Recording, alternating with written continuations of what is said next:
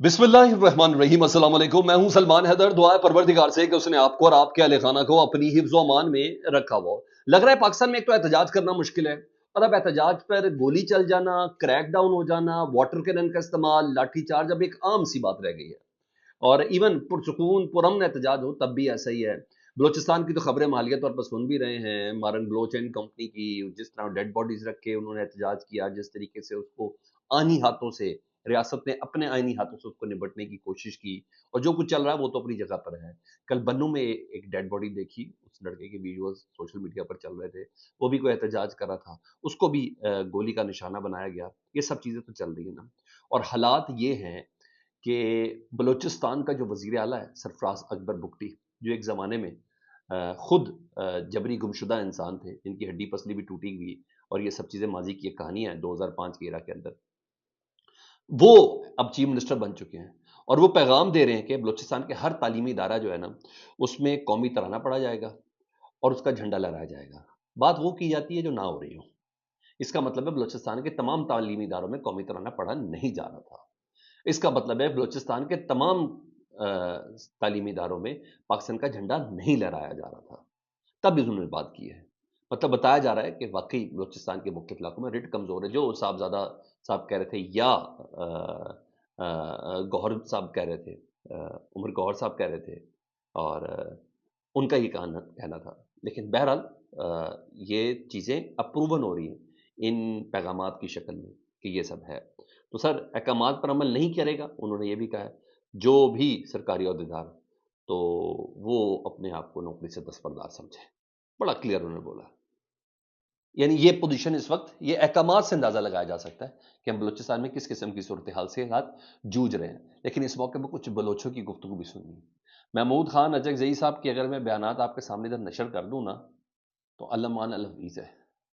मगर जिस बंदे ने रूह को झंझोड़ा है ना, आसिफ अली जरदारी की, जिस बंदे ने रूह को झंझोड़ा है ना, नवाज शरीफ साहब की, उसका मैं जुमला ज़रा पहले आपके सामने रख सकता हूँ। उसके रखने से पहले मैं आपको बताऊँ कि इस वक्त पोजीशन ये है कि डॉक्टर मारंग बलोच साहब और उनकी जो दीगर 4 खवातीन थी ना, बिब्रंग बलोच को अदालतों में पेश नहीं किया गया गिरफ्तारी के बावजूद। एक चीज़, एक तो उनको नक्श अमन का खतरा है, उनको एमपीओ के तहत अंदर रखा गया, 1 महीने के लिए उनको नजर बंद किया गया, तो ये वजह है। दूसरा, यकजहती कमेटी के रहनुमा समीदीन बलोच, उनको भी दफ़ा 144 की खिलाफ वर्जी पर गिरफ्तार की। ये भी बहुत एक्टिव थी मारंग बलोच साहबा के साथ। ये तो ये पोजीशन थी।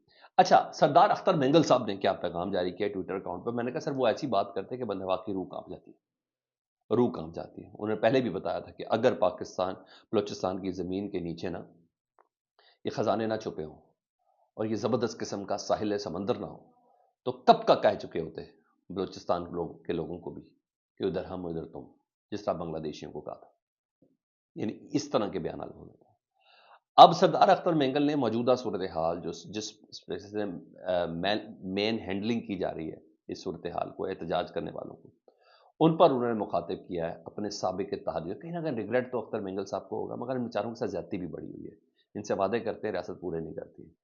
तो कहीं ना कहीं जरदारी साहब ने भी कुछ सब्ज बाग दिखाए थे, तो इमरान खान के खिलाफ सरदार अख्तर मेंगल को खड़ा किया था। आज अख्तर मेंगल इमरान खान साहब से मुलाकात करना चाह रहे हैं, तो कहीं ना कहीं कुछ तो होगा। लेकिन बहरहाल सरदार अख्तर मेंगल साहब कहते हैं कि जनाब जरदारी साहब और शरीफ साहब, मैं कभी नहीं भूलूंगा कि जब मरियम नवाज और फरियाल तालपुर को सरेआम रुस्वा किया गया था, तब हम आपके साथ खड़े थे, क्योंकि हमारे लिए इज्जत सबसे पहले है और औरतों पर हमला हमारी आखिरी हद है। हमने हमेशा औरत की इज्जत पर सियासत से बालातर होकर खड़े हुए हैं, लेकिन आज मेरी बेटियां सड़कों पर दुपट्टे के बगैर घसीटी जा रही हैं, और आप ना कि खामोश बैठे हैं, बल्कि इस गुनाह में बराबर के शरीक हैं। मैं ये कभी नहीं भूलूंगा। ये एक बलोच का वादा है, वो ये कह रहे हैं। उन्होंने कहा एक बलोच का वादा है, मैं आप लोगों को कभी नहीं भूलूंगा, आप बराबर के शरीक हैं। किधर है आसिफ अली जरदारी साहब, जो बुनियादी इंसानी हकूक और शख्सी आज़ादियाँ अलमबरदार, किधर गए जी? मुझे क्यों निकाला कहने वाले, वोट को इज्जत दो देने वाले। उन्होंने कहा आप लोग बराबर के जिम्मेदार हैं। जी, यहां तो ये चीज बनी हुई जी। उधर जी, इस्लामाबाद हाईकोर्ट ने कल एक हुक्म दिया था जो हर लिहाज से गैर आईनी था, समझ नहीं आई। लेकिन बहरहाल किसी ने कहा कि शायद रास्ता लेना हो तो इतना भी ज़रूरी है कि इमरान खान सबसे मुलाकातें बहाल हुई, लेकिन उसी वक्त सवाई फैमिली के कोई मीडिया से बात नहीं कर सकता। اس کو نہ چیلنج کرنے کا فیصلہ کیا فیصل چودھری صاحب نے. وہ کہتے ہیں آج اسلام آباد ہائی کورٹ کا حکم آئین پاکستان اور قانون کی صریحاً خلاف ورزی ہے. کوئی عدالت عمران خان اور ان کے خاندان یا دیگر افراد کے حق کے تقریر پر بین نہیں کر سکتی. اگر اس حکم میں عدالت نے عمران خان صاحب کے جیل ملاقاتوں کے دوران ہونے والی گفتگو کو عوام تک پہنچانے پر کوئی قدغن لگائی ہے تو اس فیصلے کو میں خود چیلنج کروں گا. کسی شخص کو یہ حق حاصل نہیں کہ وہ تمام کی طرف سے کوئی ایسی واہیات ضمانت دے کہ جس سے عمران خان صاحب کا پیغام عوام تک نہ پہنچ سکے. ایسا کوئی حکم ہمارے لیے قابل عمل اور قابل قبول نہیں ہوگا. یہ انہوں نے کہا. لیٹس سی دیکھیں کیا ہوتا ہے کیا چیز ہے، کیونکہ آج پیش رفتیں کسی بالکل مختلف قسم کی ہو رہی ہیں جی. سب سے بڑی پیش رفت تو یہ جی، اور اس کو کہنے والے کوئی اور نہیں ہے جی، وہ ہے گرینڈ الائنس کے حوالے سے. اور اس میں ایک خبر ہے، اور خبر خوش آئند ہے. اور خبر کے مطابق اپوزیشن کا جو متوقع گرینڈ الائنس ہے نا، اس کی سربراہی پر پاکستان تحریک انصاف کے بڑوں کی مشاورت ہو گئی ہے جی. سربراہی کرنے کے لیے درمیانی راستہ نکالنے پر اتفاق ہو گیا ہے. ایک چیئرمین ہوگا اور ایک صدر ہوگا. یہ تحفظ آئین پاکستان کا جی، یا اپوزیشن کے گرینڈ الائنس کا ایک چیئرمین ہوگا اور ایک صدر ہوگا. اس کے لیے 2 عہدے رکھنے کی تجویز ہے، یعنی محمود خان اچکزئی صاحب یا صدر ہو جائیں گے یا مولانا فضل الرحمان صاحب چیئرمین ہو جائیں گے. اور ایک کو چیئرمین اور دوسرے کو صدر بنانے کی تجویز ہے. اور تجویز عمران خان اور دیگر پارٹی سے مشاورت ہوگی. منظوری کی صورت میں حتمی فیصلہ دیا جائے گا. لیکن اس کے ساتھ جو خوشائن چیز نکلی وہ جمعیت علماء اسلام کی طرف سے، یہ پہلوں کی نسبت بہت مختلف ہے جی. اور یہ بات کہنے والے کوئی اور نہیں. وہ جو کہا جا رہا تھا نا کہ ہم نے ایک پیغام بھیجا ہے عمران خان صاحب نے، اس کا جواب دینا جمعیت علماء اسلام سے، وہ پیغام پہنچ بھی گیا، اس کا جواب بھی آ گیا عمران خان صاحب کی طرف سے جمعیت علماء اسلام صاحب کے حوالے سے. اور اس کا کوئی اور کوئی نہیں، جناب اس معاملے میں سب سے آگے ہیں کامران مرتضی صاحب جے یو آئی کے سینیٹر ہیں. وہ کہتے ہیں کہ ہمارے تحفظات پر پی ٹی آئی کا جواب آ چکا ہے.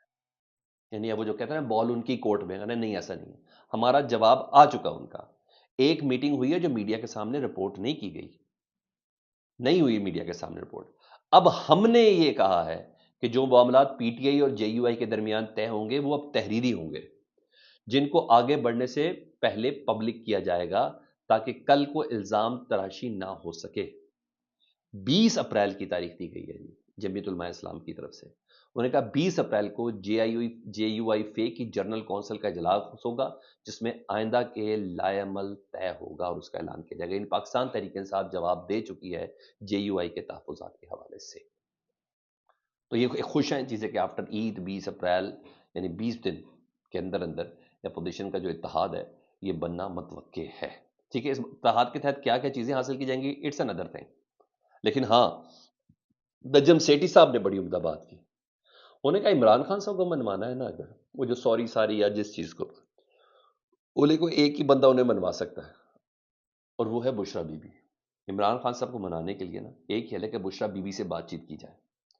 وہ کہتے ہیں مجھے سمجھ نہیں آتی کہ شاہ محمود قریشی کو کیوں ابھی تک قید میں رکھا گیا ہے، انہیں رہا کیوں نہیں کیا جا رہا. وہ اسٹیبلشمنٹ کے قریب رہے ہیں، انہیں عمران خان تک پیغام رسانے کے لیے استعمال کیا جا سکتا ہے. یعنی عمران خان صاحب کو منانا ہے تو بشرا بی بی. جی ہاں، یہ نجم سیٹھی صاحب کی چڑیا کہہ رہی ہے.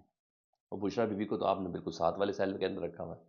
منانا ہے تو اگر بات عمران خان صاحب کے ماننے پہ ٹھہری ہے اور اس کو منا بھی دنیا میں کوئی اور نہیں اس کی بیگم سکتی ہے تو چلے جاؤ یار، چلے جائیں آپ لوگ نکاب میں چلے جائیں، بشرا بی بی صاحبہ کے پاس چلے جائیں، شاید وہ بات آگے بڑھا سکیں. یہ ایسا ہے. ہاں، اس موقع پر مجھے رانا ثناء اللہ صاحب کی گفتگو رات کو تھی، پورے اس کی ویڈیوز ہیں. اور انہوں نے کل گفتگو کی. انہوں نے کہا 2024 میں جو ہم الیکشن جیتے تھے نا، ہم سے کسی نے محبت نہیں کی لیکن ہم الیکشن جیتے. انہوں نے کہا ہم سے کوئی سی محبت نہیں کی، ہم سے نفرت ہی تھی یا کسی نے نفرت بھی نہیں کی. انہوں نے کہا ہم جو جیتے ہیں نا یا ہم حکومت پہ آئے ہیں وہ کسی کی بے وفائی ہمارے کام آ گئی. یعنی اسٹیبلشمنٹ نے عمران خان سے بے وفائی کی، وہ ہمارے کام آ گئی ہے اور کچھ نہیں. انہوں نے کہا 8 فروری پر حقیقت سچ یہ ہے، ہماری کوئی کارکردگی، کوئی رپورٹ، کوئی چیز، سیاست، کارکردگی، کوئی چیز نہیں تھا. عمران خان صاحب کی اسٹیبلشمنٹ کے ساتھ جو کٹی تھی نا اس نے ہمیں اقتدار پہ لا کے بٹھایا، اور اس کے علاوہ کوئی بھی وجہ نہیں تھی. دوسرا رات سے خبریں ہیں سیاست ڈاٹ پی کے وہ میں نے کہا پیکا ایکٹ نہ لگ جائے تو سیاست ڈاٹ پی کے مطابق جی مریم نواز صاحبہ کے داماد ہیں راحیل منیر، ان کی جانب سے نا ضمیر جھیڈوں کی زمین پر مبینہ قبضے کا معاملہ ہے جی. اور محکمہ ریونیو کی درخواست پر پولیس نے ناجائز قبضہ واگزار کرایا تو وکیل پی ٹی آئی رہنما ضمیر جیڈو سے پولیس چوکی پر حملہ کر دیا اور مزاحمت کے بعد چوکی انچارج پر زخمی ہو گئے. یہ لاہور پولیس کا رد عمل ہے. ٹھیک ہے، میری اطلاعات کے مطابق سفید جھوٹ ہے، کیونکہ جو دوسری طرف پھر سیاست ڈاٹ پی کے نے ضمیر جیڈو صاحب سے متعلق بتایا، یہ وہ کیا بتا رہے ہیں؟ وہ کہتے ہیں مریم نواز صاحبہ کے داماد جو ہے نا راحیل منیر، جن کو یاد ہے انڈیا سے کوئی مشینری بھی ریکوائرڈ تھی، تو مریم نواز صاحبہ کی آڈیو بھی لیک ہوئی تھی جی انکل کہہ کے، اور پھر وہ میاں عامر صاحب کی بھی تعریف کر رہے تھے، یہ ساری چیزیں ہو رہی تھی. سیاست ڈاٹ پی کے کہتا ہے مریم نواز صاحبہ کے جو داماد ہے راحیل منیر سیف الملوک کھوکھر کے ساتھ مل کر اتحاد ٹاؤن کا فیز 2 بنا رہے ہیں. یہ ریمنڈ روڈ پہ جی اتحاد ٹاؤن فیز 2، اور اس کے میاں عامر صاحب بھی اس کے مالک ہیں، فیز 1 کے مالک بھی ہیں. تو آپ ذرا چیک کیجئے گا، سیف الملوک کھوکھر، راحیل منیر، مریم نواز صاحبہ کے داماد اور میاں عامر صاحب. انہوں نے کہا یہ اتحاد ٹاؤن کا فیز 2 بنا رہے ہیں، جس کی جگہ ٹاؤن بنایا جا رہا ہے وہ میری آبائی جاگیر ہے. کل پولیس نے وہاں کارروائی کی اور میرے بھائی کو اٹھا کر لے گئی، مجھ پر بھی تشدد کیا. کارروائی کو مریم نواز براہ راست مانیٹر کرتی رہی ہیں، یہ رانا ضمیر جیڈو صاحب کہہ رہے ہیں. تو معاملہ سر یہاں بھی کٹا کھول گیا ہے. یہاں آپ کو لے کے دینی ہے بڑی بڑی چیزیں، یہاں زمینیں کرانی ہے واگزار قبضے سے. الزامات کی روشنی میں تو یہی باتیں سامنے آ رہی ہیں، اور کیا کہہ سکتا ہوں میں اس پہ.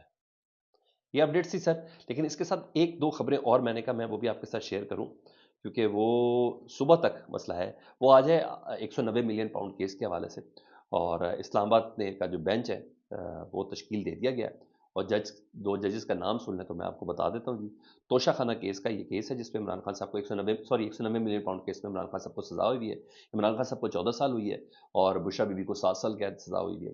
اور اس سزا کے خلاف اپیل ہے جی، اور کچھ ریزرویشن کے ساتھ اس سماعت کے لیے مقرر کر دیا گیا جی. اچانک سے سردار سرفراز ڈوگر صاحب جن کو لاہور سے لائے ہیں، اور جسٹس آصف صاحب جن کو بلوچستان سے لائے ہیں، وہ اس کیس کی سماعت کریں گے جی سزا معطلی کے حوالے سے.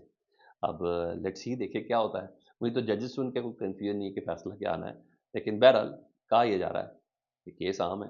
لیٹس سی آج اس پہ کیا کرتی ہے. فیڈ بیک سے متعلق جو آگاہ کریں، چینل دیکھیں تو چینل سبسکرائب کر دیں. اللہم صلی علی محمد الوات.